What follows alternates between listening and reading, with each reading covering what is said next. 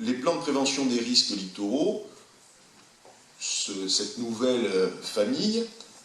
elle est régie par une circulaire qui date du 27 juillet 2011, qui pose un certain nombre de questions,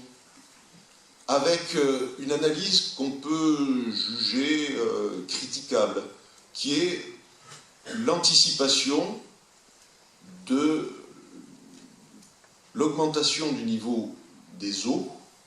au regard du changement climatique. C'est un aléa de référence, on rajoute 20 cm et ça donne la limite des zones inondables. Mais, comme le réchauffement climatique a vocation à se poursuivre, on va anticiper à l'horizon 2100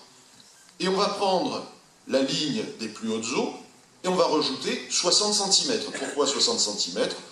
C'est la marge maximale, c'est la sécurité, pas absolue, mais c'est une marge très confortable. Donc sur la base de cette ligne plus hautes eaux pour l'aléa de référence plus 60 cm, on va dire que toutes les zones qui sont exposées à ce risque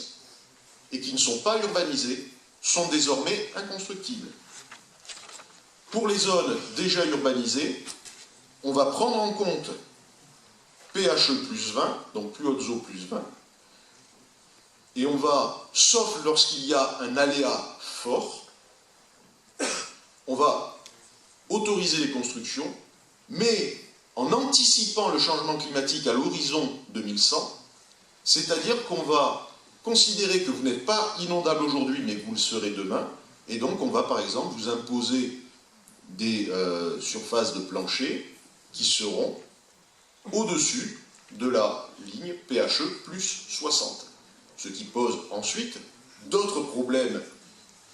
dans le cadre de la gestion de l'urbanisme, par exemple la possibilité d'intégrer ces constructions adaptées à ces exigences de sécurité publique dans le cadre d'autres législations comme celle relative à la protection du patrimoine.